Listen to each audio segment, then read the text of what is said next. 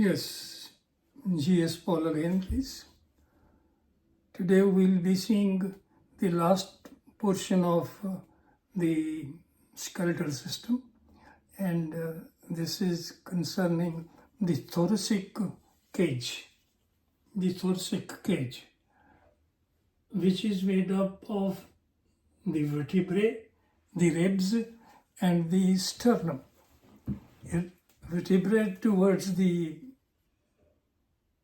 posterior side, and sternum towards the anterior side, and the ribs on the lateral side. The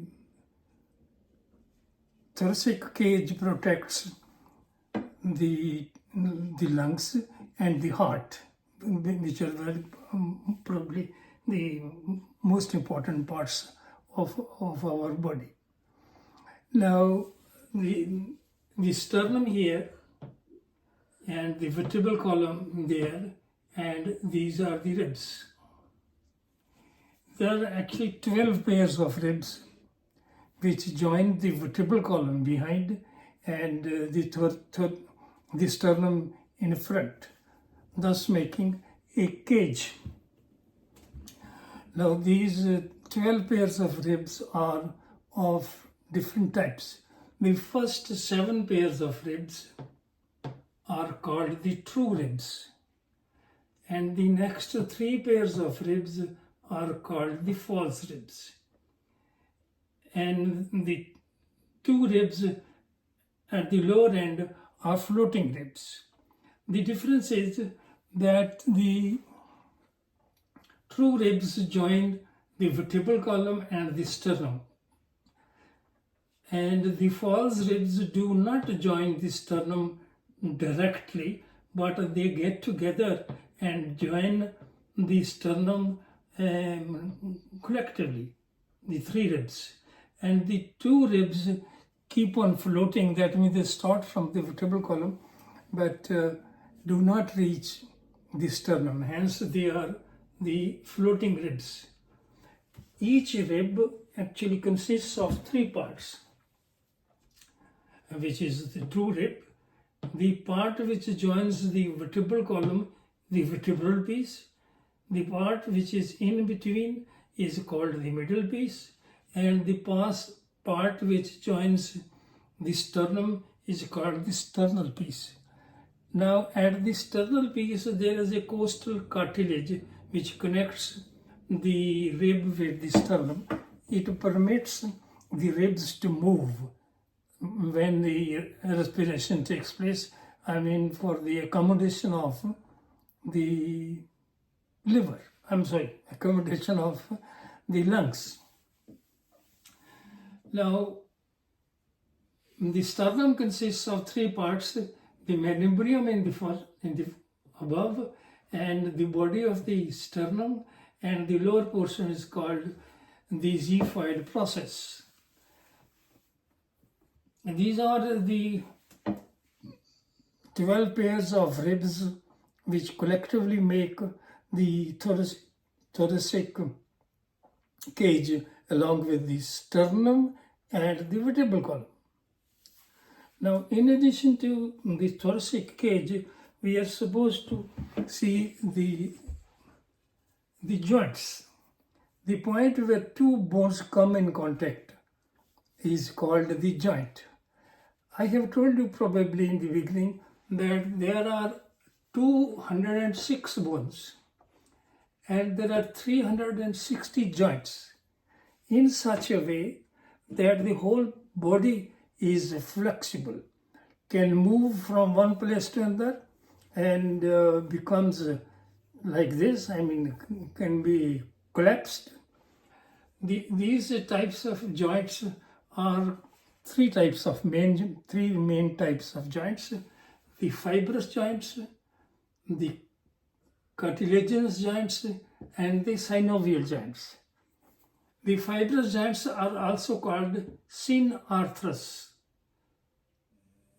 The cartilaginous joints are also called amphiarthrous, and synovial joints are called diarthrous, which means Synarthrous means immovable joints, and amphiarthrous means slightly movable joints, and diarthrous means freely movable joint. And the fibrous joints are immovable joints, and they are in the form of sutures in the skull. All the bones of the skull are joined together with the fibrous joints and make the skull, the parts of the skull, I mean the 8 bones of the skull and the 14 bones of the face, immovable. Then we have cartilaginous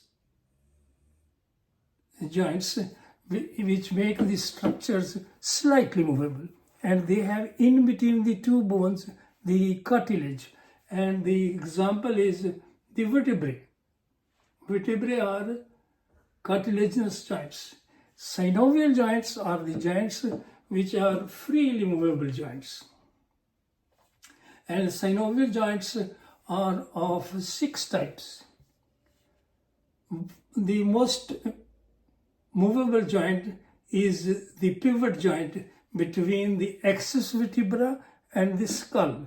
The axis, atlas, and the vertebra, atlas, axis, and the skull make a joint which is called pivot joint, and it permits the head to move up and down in all directions.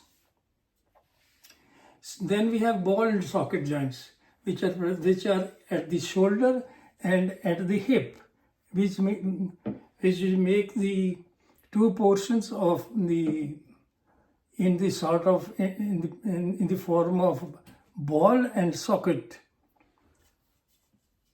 The femur makes the ball, and the pelvic girdle makes the socket. Similarly, the shoulder, scapula and the clavicle makes the socket, and the head of the humerus move in that socket. So ball and socket joint, which is present in shoulder and hip. Then we have hinge joint, permits the 2 bones to move at the point of the meeting, and in the form of the hinge, which is at the elbow and the knee joint. Then we have ellipsoidal joints, which makes the bone in contact to move freely. For example, in the case of wrist and ankle, the bones of the wrist and ankle move in an ellipsoidal fashion. Then we have saddle joint. This is the thumb, makes the movement of the thumb along the carpals. And gliding and sliding joints are at the carpals and the tarsals. So the ellipsoidal and gliding or sliding joints are almost similar, but the movement of the wrist is ellipsoidal joint. The movement of the carpals and the tarsals among themselves is the gliding or the sliding joints. That makes the different types of joints in the bones, and that makes the whole skeleton movable, and make the skeleton makes different movements. All the movements of the skeleton are because of these joints. That finishes the bony system, and that finishes the penultimate system of human body. The ultimate system of the human body will be muscular system. We shall touch the muscular system next time when we meet.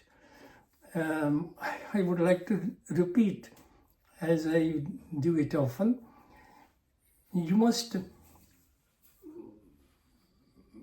give thumbs up, that is, you have liked it, and please share this information with your friends and the groups by means of by pressing that button and sharing the information.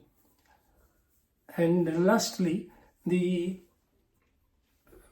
press that button of notification so that you come to know the next